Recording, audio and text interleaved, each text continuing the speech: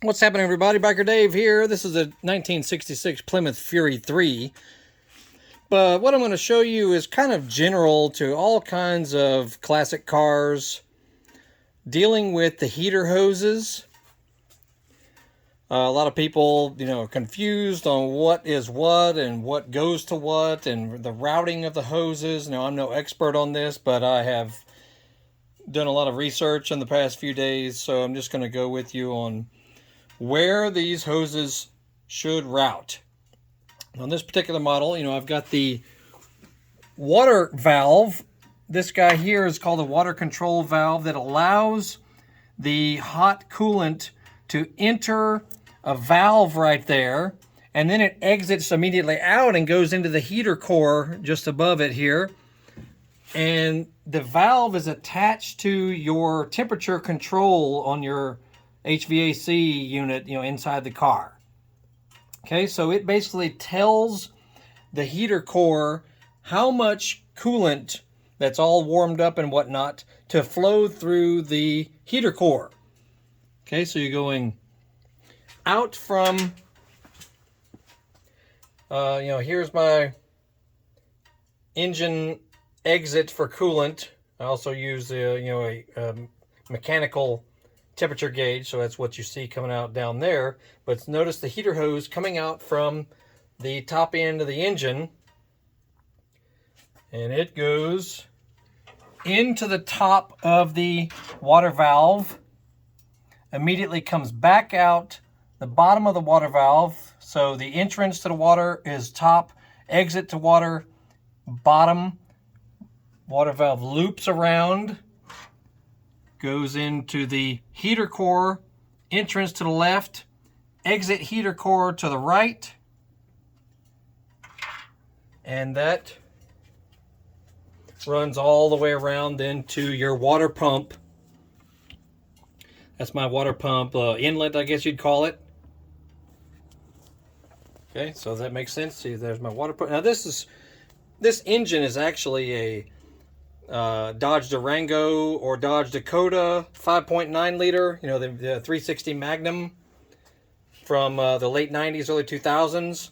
But as far as where this stuff is routing, it should be the same, no matter what motor you're talking about. Okay?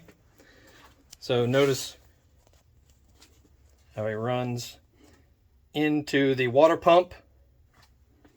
Water pump slings it up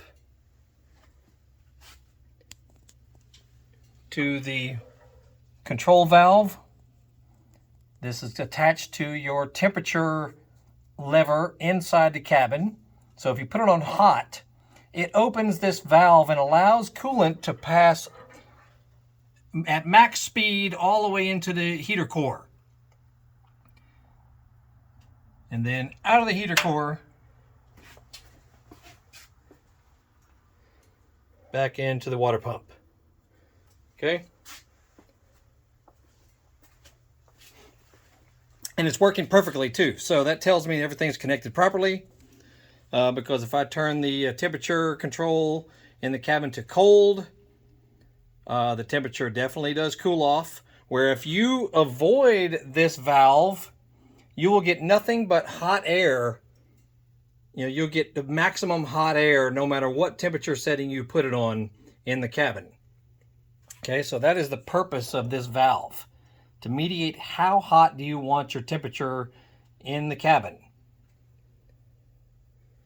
Alrighty, like I said, I'm no expert on this car at all. I've just been doing a lot of research, a lot of study on various different things. And so check out other videos about it. Notice the heater hose goes under the air cleaner, exiting the heater core on the right side there. So look closely. You can pause YouTube videos if you want to look closely. That's why I'm showing this all very close. Coming out of the top of the engine, right there.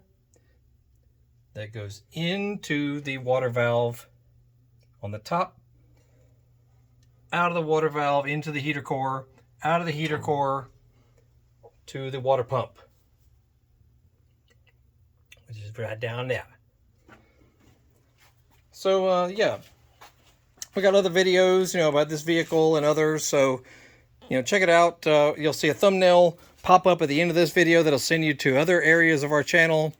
And look in the description of this video as well for all kinds of links and things. We have eBay store, Amazon store, Facebook page, 2 YouTube channels. So check it out. We also just linked up, we connected the brake booster that we just installed. We now have disc brakes on the front of this car. So that, notice the vacuum hose. I just did a video on that as well. It goes into the intake manifold, that little brass intake right in there. And the brakes are working perfectly also. Anyway, I like to look at videos, just to see where stuff is going. And so many people don't bother to show where stuff leads. If you're new to a particular car, or you're not sure how everything routes and whatnot, we're going to clean up these wires and things soon as well. So that's next on the list. Anyway, that's it. Biker Dave signing off. Y'all have a great day. Make sure you check out our channel for all kinds of other stuff relating to cars, dirt bikes, motorcycles, ATVs, scooters, all kinds of stuff. Y'all have a great day. We'll see you.